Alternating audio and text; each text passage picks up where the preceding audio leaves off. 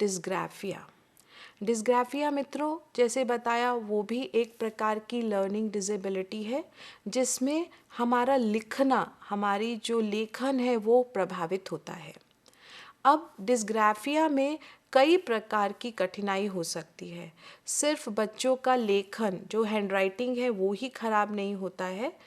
उनकी स्पेलिंग्स, कैसे लिखा जाए, कमल है तो कलम लिख दिया या कमल में से म ही हटा दिया, जो स्पेलिंग है उसमें काफ़ी मिस्टेक्स होती हैं।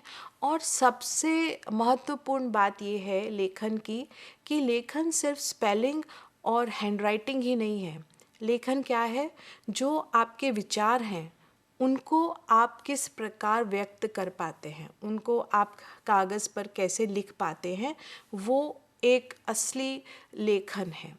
तो इन बच्चों में, जिन बच्चों में डिस्ग्राफिया के लक्षण होते हैं, वो बच्चे सही से लिख नहीं पाते, लिखते हैं तो उनके अक्षर ऊपर नीचे होते हैं, और बड़ी कक्षा में जब उन्हें अपने विचार लिखने होते हैं या प्रश्नों के उत्तर याद कर कर लिखने होते हैं, वहाँ उन्हें बहुत कठिनाई का अनुभव होता है।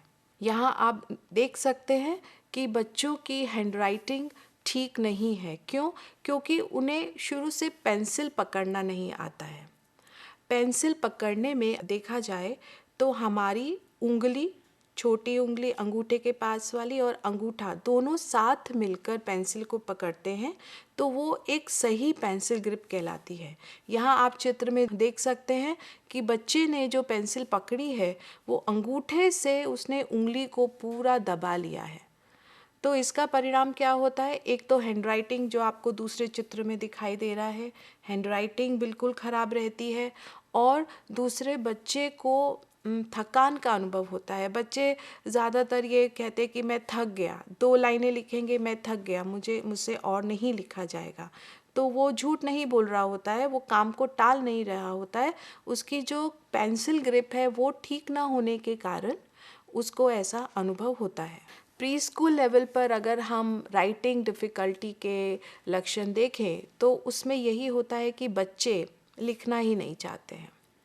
प्री स्कूल में राइटिंग इतनी होती नहीं है, सिर्फ बच्चों को अक्षरों का अभ्यास कराया जाता है, एक दिन में एक अक्षर लिया जाता है, लेकिन बच्चे लिखना नहीं चाहते हैं और उनको ड्राइंग करने में, उनको रंग भरने में, कुछ चित्रकारी करने में भी कोई रुचि नहीं होती है।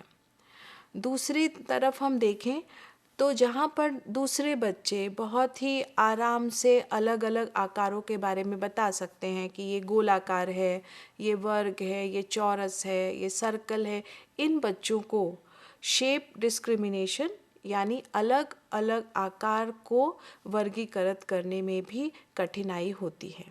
और जैसे चित्र में दिखाई दे रहा है, इनकी जो पेंसिल ग्रिप होती है वो ठीक नहीं होती। प्राइमरी स्कूल तक जाते जाते इन बच्चों की हैंडराइटिंग, लेखन काफ़ी ख़राब हो चुका होता है। और कई बार कुछ बच्चों को हम पूछें कि आप पढ़िए, आपने क्या लिखा है, तो वो खुद की हैंडराइटिंग भी नहीं पहचान सकते हैं और वो काफ़ी कंफ्यूज रहते हैं।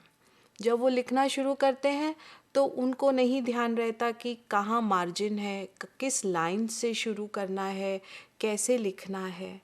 उनको इस बात का भी ध्यान नहीं रहता कि वर्ड्स और लेटर, मतलब अक्षर, एक शब्द में जो अक्षर हैं उनके बीच में कितना हमें जगह छोड़नी है, 2 शब्दों के बीच में हमें कितनी जगह छोड़नी है।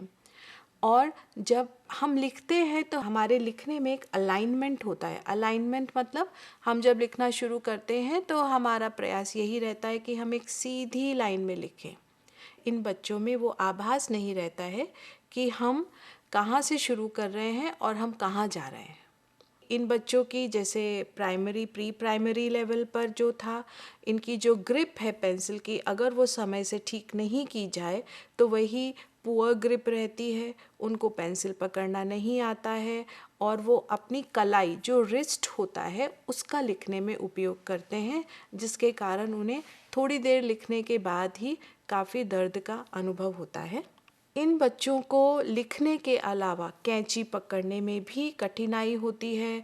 जब रंग भरने को हम बोलते हैं तो जो चित्र है, जो आकार है, उसके बाहर उनके रंग चले जाते हैं।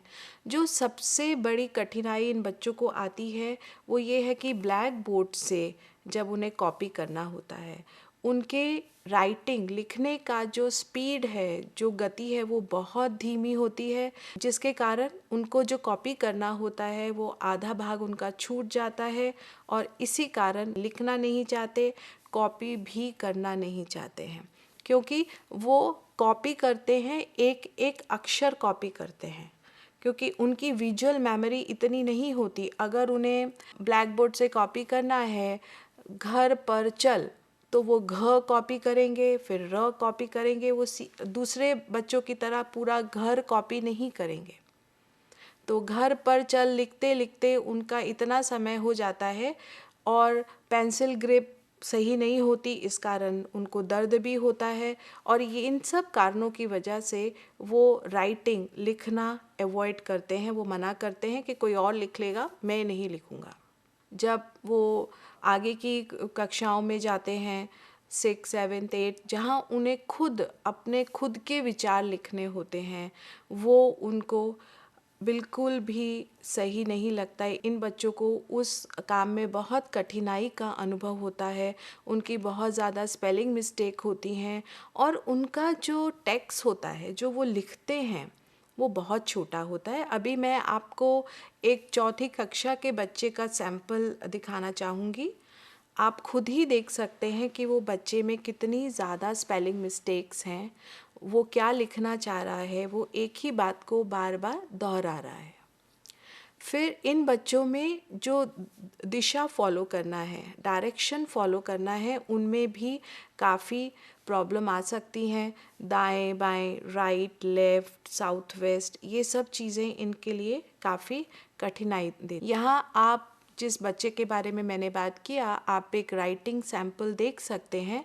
वो बच्चा लिखना चाह रहा है, मैं बोलना चाहूँगी वो जो लिखना चाह रहा है और उसने लिखा है, I love spaghetti, it is really good. I like shrimp a lot. My favorite treat is chocolate. I like strawberries a lot. अब इस बच्चे की जो मदर टंग है, जो मातृभाषा है, वो अंग्रेज़ी है। उसके बावजूद भी आप देख सकते हैं कि इस बच्चे ने, चौथी कक्षा का बच्चा इससे कहीं बेहतर और ज़्यादा लिख सकता है। यहाँ पर बहुत सारी स्पेलिंग की गलतियाँ हैं, हैंडराइटिंग भी कोई बहुत साफ़ नहीं है, देखने में बहुत ज़्यादा दिक्कत होती है। तो इस प्रकार की जो डिफ़िकल्टीज़ हैं वो डिस्ग्राफिक बच्चे में बड़े आराम से आप देख सकते हैं।